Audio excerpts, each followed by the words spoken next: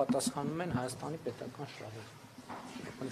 Պարոն Փաշինյան, վերջին մեկ շաբաթվա ընթացքում թե երկրորդ, թե երրորդ նախագահները անդրադարձան ձեր կառավարության իրենց խոսքով ձախողումներին, իրենք փաստարկներ ու տարբեր փաստեր ներկայացրին, բայց ես կխնդրեմ անդրադառնալ Սերժ Սարգսյանի մի հայտարարության, ըստ որի դուք ձեզ առաջարկվել է,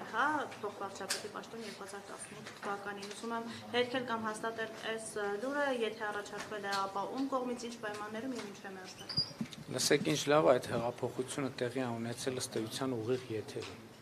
Բայց թե ուղիղ եթերում տեղի ունեցած է ամբողջը, որովհետև Կարեն Կարապետյանի հետ հանդիպում չի եղել, որ Կարեն Կարապետյանի հետ հանդիպում լիներ, կլիներ ուղիղ եթերում։ Կադրեր կան, որ Հա, Կարեն Կարապետյանի հետ մեկուսարանում եղել է հանդիպում, ճիշտ է, կներեք, մոռացել էի։ Եվ երկրորդը խոսվում է դեսպանների մասին, ես հատուկ այդ թեմայով դեսպանների հետ հանդիպում եմ արել եւ չէ, հեղափոխության ժամանակ իրանք հանդիպում են ուզել ինձանից եւ այդ հանդիպման հիմնական նպատակն եղել է, որ իրանք ասել են կարող են աջակցել, ես ասել եմ անընդունելի է ինձ համար, ես Հայաստանի ներսում օտարերկրյա դեսպանների միջնորդության կարիք չունեմ, որպեսզի Հայաստանում մեր քաղաքական օրակարգը առաջ մղել։ Այսինքն ցանկացած տենց թեմա, որ ինչ որ մի դեսպանի միջոցով ինչ որ մի առաջարկ արվել կամ հետ առաջարկ ստացվել, դա ի սկզբանե սուտ է։ Իսկ Կարեն Կարապետյանի հետ հանդիպումը լավ հիշեցրիք ինձ, իսկապես մոռացել եմ։ Մի րոպե, բանտում հանդիպումը եղել է հետևյալ, ես ասեմ ինչ է եղել։ Հիմա շատ լավ առիթ է պատմեմ ինչ է եղել այդ հանդիպման ժամանակ։ Կարեն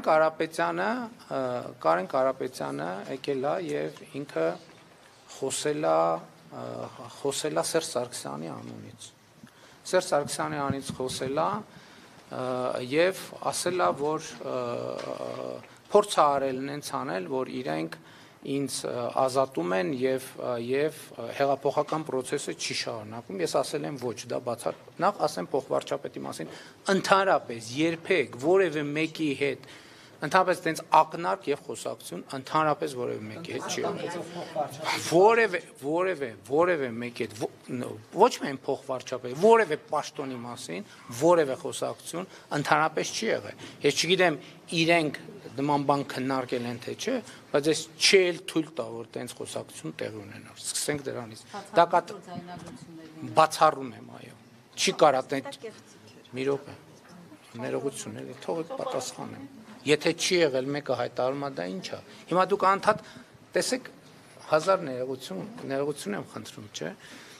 Տեսեք, այսօրվա մեր լրագրության առանձնահատկությունն է դա։ Փաստը դնում ենք մի կողմ, գնում գնահատականի հետևից։ Ես ասում եմ չի եղել։ Դուք ինձ ասում եք ուրեմն դա կեղծիք է։ Կեղծիք չի, հրավառություն է, վեպ է, պատմավեպ է, բանաստեղծություն է, թե պիես է։ Այդ գնահատական է։ Ես ասում եմ չի եղել, ասում է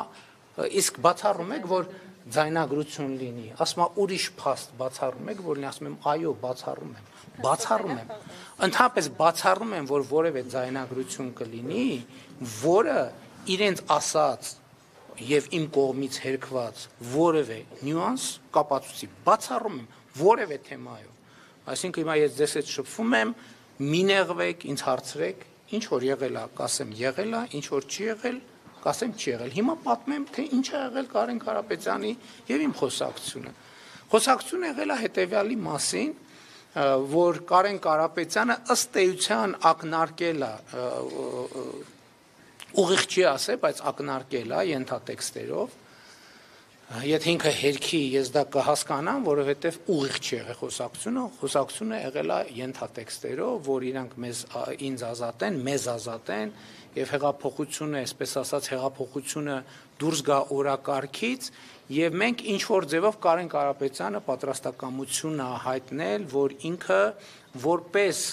բոլորի կողմից ընդունելի տեխնացու ստանձնի իշխանություն։ Ես ասել եմ դա ընդունելի չի ինձ համար եւ Սերժ Սարգսյանը պետքա հեռանա, որից հետո Կարեն Կարապետյանը գնացել է եւ ասել է եկել է վերադառնալով ասելով որ Սերժ Սարգսյանը պատրաստ է հրաժարական տալ, բայց